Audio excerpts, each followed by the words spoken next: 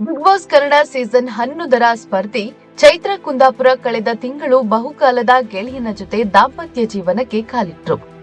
12 ವರ್ಷಗಳಿಂದ ಪ್ರೀತಿಸುತ್ತಿದ್ದ ಶ್ರೀಕಾಂತ್ ಕಶ್ಯಪ್ ಎಂಬುವರ ಜೊತೆ ಚೈತ್ರ ವಿವಾಹವಾಗಿದೆ. ತುಂಬಾ ಸಿಂಪಲ್ ಆಗಿ ನಡೆದಿದ್ದ ಈ ವಿವಾಹಕ್ಕೆ ಬೆರಳೆಣಿಕೆಯಷ್ಟು ಮಂದಿ ಮಾತ್ರ ಬಂದಿದ್ರು. ಕೆಲ ಬಿಗ್ ಬಾಸ್ ಸ್ಪರ್ಧಿಗಳು ಆಗಮಿಸಿ ಶುಭ ಹಾರೈಸಿದ್ರು. ಇದರ ಬೆನ್ನಲ್ಲೇ ಚೈತ್ರ ಕುಂದಾಪುರ ಮನೆ ಜಗಳ ಬೀದಿಗೆ ಬಂತು. ಚೈತ್ರ ಹಾಗೂ ಅವರ ತಂದೆ ಬಾಲಕೃಷ್ಣ ನಡುವೆ ಆರೋಪಗಳ ಗುದ್ದಾಟ ನಡೆಯಿತು. ಚೈತ್ರ ಅವರ ತಂದೆ ಮಾಧ್ಯಮದ ಮುಂದೆ ಮಗಳ ಮದುವೆಯನ್ನ ನಾನು ಒಪ್ಪುವುದಿಲ್ಲ, ಚೈತ್ರ ಹಾಗೂ ಆಕೆಯ ಪತಿ ಇಬ್ಬರು ಕಳ್ಳರು, ನನ್ನ ಪತ್ನಿ ಕೂಡ ಮಗಳ ಬೆಂಬಲಕ್ಕೆ ನಿಂತಿದ್ದಾಳೆ ಎಂದು ಹೇಳಿದ್ರು. ಇದಾದ ಬಳಿಕ ಚೈತ್ರ ಆತ ಕುಡುಕ ತಂದೆ ಎಂದಿದ್ರು.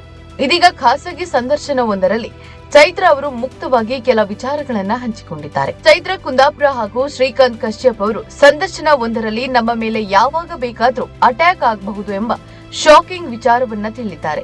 ಬೆದರಿಕೆಗಳು ತುಂಬಾ ಸಲ ಬಂದಿವೆ. ನಾವಿಬ್ಬರು ಅದನ್ನ ತುಂಬಾ ಫನ್ ಆಗಿ ತೆಗೆದುಕೊಳ್ತೇವೆ. 3-4 ವರ್ಷದ ಹಿಂದೆ ತುಂಬಾ ಬೆದರಿಕೆ ಇತ್ತು.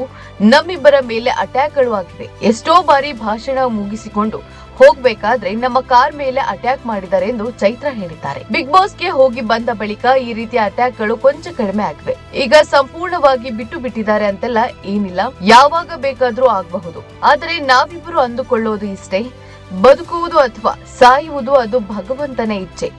ಮನುಷ್ಯ ಪ್ಲಾನ್ ಮಾಡೋಕ್ಕಾಗಲ್ಲ ಅಥವಾ ವಿರೋಧಿಗಳು ಪ್ಲಾನ್ ಮಾಡೋಕೆ ಆಗಲ್ಲ. ಸ್ಕೆಚ್ ಹಾಕಿ ನಮ್ಮನ್ನ ಕೊಲ್ಲೋಕೆ ಸಾಧ್ಯವೇ ಇಲ್ಲ. ಆಯುಷ್ಯ ತೀರಿದ್ರೆ ನಾವು ಸಾಯ್ತೀವಿ ಎಂದು ಚೈತ್ರ ಶ್ರೀಕಾಂತ್ ಹೇಳಿದ್ದಾರೆ.